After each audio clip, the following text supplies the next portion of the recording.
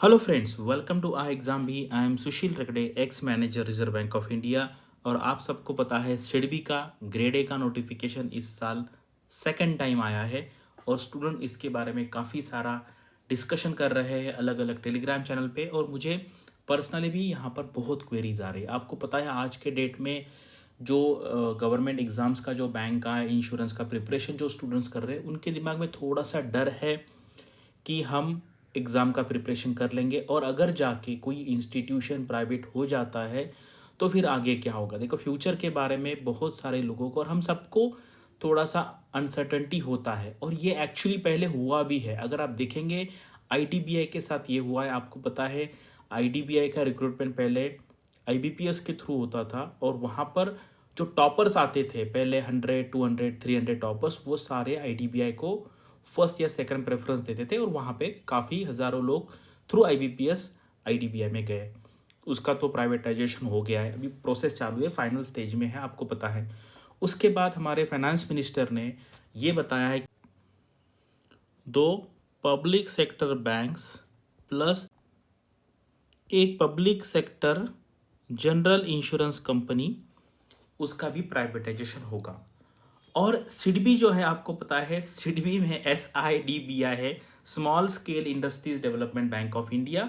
तो कुछ स्टूडेंट्स को ऐसे लग रहा है कि ये मतलब मैक्सिमम ओनरशिप आईडीबीआई के पास है। वैसे सारी इन्फॉर्मेशन आपको मिल जाती है उनकी वेबसाइट पे स्टिल इसके बारे में ना काफ़ी सारी क्वेरीज आई थी, तो मुझे लगा कि चलो इससे एक ये जानकारी भी दी जाएगी कि ये इंस्टीट्यूशन एक सेफ इंस्टीट्यूशन है।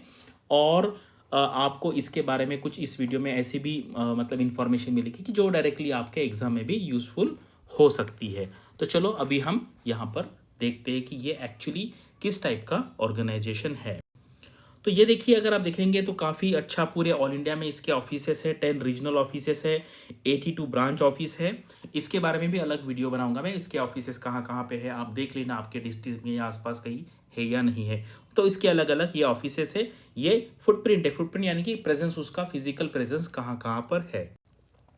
तो देखो, आपने ना बहुत सारे एनुअल रिपोर्ट्स देखे होंगे अलग अलग इंस्टीट्यूशंस के। तो वहाँ पर ना ये लेटर ऑफ ट्रांसमिशन होता है और ये जो इंस्टीट्यूशन बहुत इंपॉर्टेंट होती है जिस पे गवर्नमेंट का डायरेक्ट कंट्रोल होता है, ऐसी जो इंस्टीट्यूशन है हमारे गवर्नमेंट को, फाइनेंस मिनिस्ट्री को, वो ये लेटर ऑफ ट्रांसमिटल सेंड करती है। इसमें आरबीआई आता है, नाबार्ड आता है, सेबी आता है, एनएचबी है और उसमें सिडबी भी आता है। यानी कि ये एक बहुत इंपॉर्टेंट इंस्टीट्यूशन है।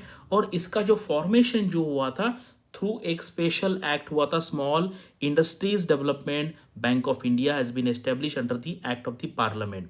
SIDBI is mandated to serve the as the principal financial institution for execution of the triple agenda of promotion, financing and development of the MSME sector and coordination of functions of the various institutions engaged in similar activity। यानी कि ये एक type की coordinating या apex institution है। आप इसका share holding देखेंगे तो मतलब आप ऐसा मान लीजिए कि सारा शेयर होल्डिंग पैट जो है वो डायरेक्टली और इनडायरेक्टली सेंट्रल गवर्नमेंट के पास है। मैं उसका पूरा स्ट्रक्चर आपको यहाँ पर दिखाने वाला हूँ। यानी कि इंस्टीट्यूशन बहुत स्ट्रेटेजिक इंपॉर्टेंस है इस इंस्टीट्यूशन का। यानी कि इसका जो प्राइवेटाइजेशन है वो उसकी पॉसिबिलिटी बहुत कम है। ठीक है, जैसे अगर गवर्नमेंट सोचा तो किसका भी कर सकता है, लेकिन अगर हम पॉसिबिलिटी वाइज देखेंगे तो इसका पॉसिबिलिटी बहुत कम है प्राइवेटाइजेशन होने का। तो ये बोर्ड मेंबर, अगर आप बोर्ड मेंबर देखेंगे, देखो बहुत सारे आईएएस ऑफिसर्स है यहाँ पर।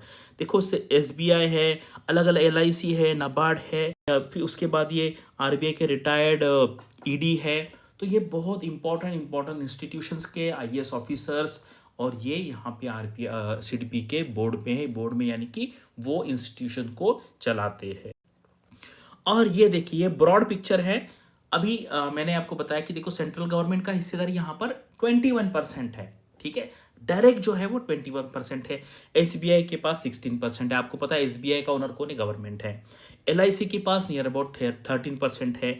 नाबार्ड के पास 9.5% है। और बाकी जो है 41% वो भी सारे गवर्नमेंट के इंस्टीट्यूशन है। यहाँ पे मैं दिखा दूंगा, आप जो जो ऑर्गेनाइजेशन का प्रिपरेशन कर रहे हो, जो जो ऑर्गेनाइजेशन में आपको गवर्नमेंट जॉब चाहिए, वो सारे ऑर्गेनाइजेशंस का यहाँ पर सीडीबी में ओनरशिप है। सारी पब्लिक सेक्टर बैंक, LIC, सारी public sector, general insurance company, NABARD है, सेबी है, सिडबी है, मतलब IDBI हो गया, वो IDBI का भी है यहाँ पर, ठीक है। सेबी का यहाँ पर नहीं, क्योंकि सेबी मार्केट रेगुलेटर है, ठीक है। देखो यहाँ पर आप ना ये सारे ऑर्गेनाइजेशन का प्रिपरेशन कर, एक तो गवर्नमेंट का डायरेक्ट स्टेक है। अभी मैंने 1 2 3 4 नंबर दिया है, वो सारी बैंक्स है, पब्लिक सेक्टर बैंक्स है। SBI है, बाकी नेक्स्ट पेज पे भी है। उसके बाद PNB है, बैंक ऑफ बड़ौदा है, कैनरा बैंक है, यूनियन बैंक है, बैंक ऑफ इंडिया है। उसके बाद मैंने रोमन में जो इंश्योरेंस सेक्टर में है उसका नाम दिया है, हैश में मैंने नाम दिया है कि जो अलग है, यानी कि जो बैंक नहीं है, जो इंश्योरेंस सेक्टर में नहीं है। तो आप ये देख पर सारा सेंट्रल बैंक ऑफ इंडिया है, इंडियन बैंक है, इंडियन ओवरसीज बैंक है, bank of Maharashtra, PNB, UCO bank, यानी कि आज के डेट में ये 12 हमारी पब्लिक सेक्टर बैंक्स हैं। उसके बाद जो LIC हमने देखा, फिर ये UICL है, आपको पता है NICL है, न्यू इंडिया है, ओरिएंटल इंश्योरेंस है, ठीक है। अभी ये जो मैंने हैश में दिया है, ये एक्सिम बैंक है, इसका भी रिक्रूटमेंट आता है। ये GIC है, इसका भी रिक्रूटमेंट आता है। तो यहाँ पर सारे जो पब्लिक सेक्टर इंस्टीट्यूशंस हैं उनका यहाँ पर स्टेक है। एक इंस्टीट्यूशन रह जाती है, वो है RBI, क्योंकि RBI ने अभी ना उनकी हिस्सेदारी किसी ऑर्गेनाइजेशन में रखी नहीं है। नाबार्ड में भी था, वो भी अभी निकाल दिया। यानी कि ये 100 के 100% जो ओनरशिप है वो डायरेक्ट सेंट्रल गवर्नमेंट के पास 20% है और इनडायरेक्ट भी उन्हीं के पास है।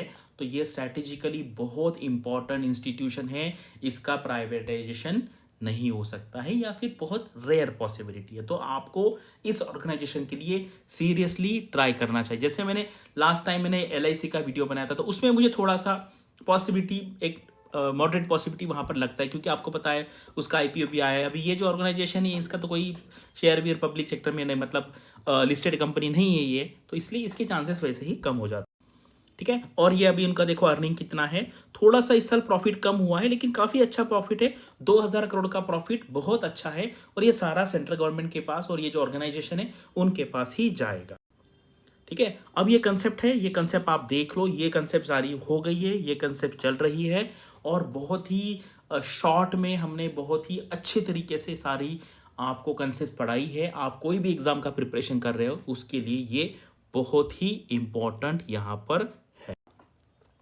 अभी सिडबी का हमने कोर्स लॉन्च किया है, काफ़ी सारे स्टूडेंट्स डिस्कस कर रहे थे और पूछ रहे थे कि यार एक्चुअली आपको पता है इसका नोटिफिकेशन अभी हुआ है, बस हमने अभी इसमें मॉडिफिकेशन करना चालू किया है और ये कोर्स अभी रेडी है और काफ़ी हमने यहाँ पर डिस्काउंट दिया है। अगर आपको इसका स्टडी प्लान डाउनलोड करना है तो उसका लिंक मैंने डिस्क्रिप्शन में दिया है, आप वहाँ से उसको डाउनलोड कर सकते। तो यहाँ पर आपको बिंदास इस ऑर्गेनाइजेशन का प्रिपरेशन करना है, बिल्कुल नहीं डरना है। अगर आपको और कोई ऑर्गेनाइजेशन के बारे में जानना है कि उसका ओनरशिप स्टेटस कैसा है, उसके प्राइवेटाइजेशन के चांस है या नहीं है, ये मेरा ओपिनियन है, सही भी हो सकता है, गलत भी हो सकता है, लेकिन मैं आपको कुछ डेटा लेके, कुछ लॉजिक लेके, कुछ रीजनिंग करके बता रहा हूँ। ऐसा नहीं कि हवा में बता दिया हो गया नहीं हो गया। तो अगर आपको कोई और ऑर्गेनाइजेशन के बारे में जानना है तो आप यहाँ पर कमेंट सेक्शन में लिखिए। Thank you for watching this video and all the best for your studies and upcoming examinations.